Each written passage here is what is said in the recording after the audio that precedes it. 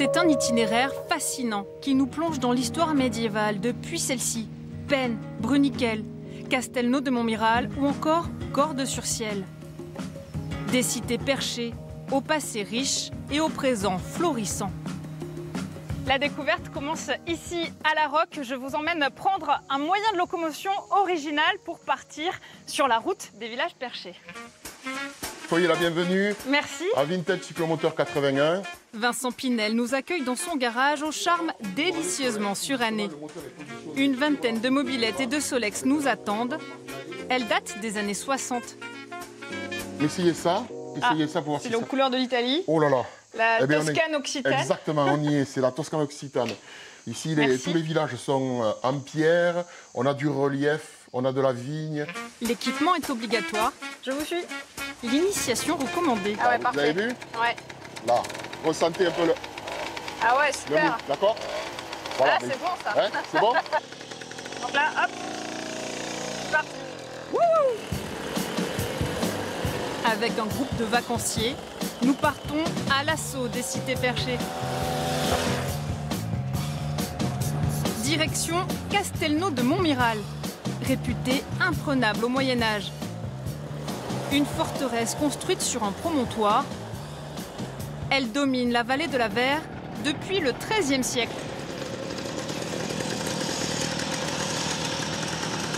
Super. Extra, c'est vraiment une sensation de liberté. Le bruit du moteur est sympa. Exactement. Quand on accélère, ça berce. Je pars retrouver Céline Xifra. Un mélange de pierre, de pans de bois. Historienne, elle nous explique la construction des villages perchés du Tarn. C'est clairement ici que le nom de Castelnau de Montmiral prend tout son sens, puisque Castelnau, ça veut dire château neuf, bien sûr, et Montmiral, ça vient du latin montem mirabilem, qui veut dire le monde où l'on voit, puisque ce sont des châteaux qui sont construits par le seigneur, le comte de Toulouse, sur des positions stratégiques en hauteur, qui permettent de voir au loin, mais aussi d'être vu, puisqu'il y a aussi une notion de prestige derrière. Défendre un territoire, faire vivre toute une population. La place centrale telle qu'elle était en 1222. L'Office du tourisme a créé une application qui nous permet de nous plonger dans le passé. Sa conservation aujourd'hui est remarquable. On a des mesures de sauvegarde du patrimoine dans toutes ces cités perchées. Ce sont des sites patrimoniaux remarquables avec une protection des bâtiments de France et donc un soin apporté à chaque travaux de restauration. À nos pieds s'étend un trésor, la forêt de Grésigne. 3530 hectares, l'une des plus grandes chênaies d'Europe. Vincent nous emmène en son cœur découvrir un vestige insolite.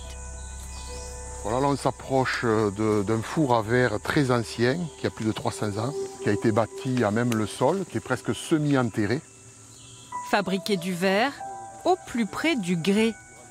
Donc ce grès, on le voit bien, il est granuleux. En fait, c'est du sable à l'état pierreux. Et c'est cette matière-là, une fois fondue, qui peut devenir du verre.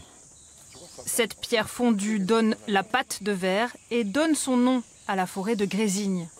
Le souffleur de verre en fait était là, parce que là il y a un trou, tu vois bien le trou. Ah oui. Et donc on ouvrait au dernier moment, on allait recueillir le verre sous forme de pâte et il le soufflait ici à l'extérieur. Mais en le soufflant, des fois il en tombait, bien évidemment, on en voit là-bas. Et on voit surtout la couleur, hein. Là on le voit, c'est surtout vert. 20 fours fonctionnaient encore en 1900, abritant une cinquantaine de maîtres verriers. Aujourd'hui, aucun descendant ne subsiste, mais la tradition perdure dans un autre village perché, Bruniquel. Johan est un des derniers verriers du Tarn. Il est aussi la 4e génération. Son arrière-grand-père soufflait le verre. Voilà. Voilà le fameux décor craquelé, givré. Une carafe bien dodue. Le four de fusion est allumé depuis 28 ans, jour et nuit, 24 heures sur 24. Donc c'est 1,5 tonne de gaz par mois. Donc ça coûte très cher en énergie. C'est pas évident. Combien d'années de pratique pour en arriver là?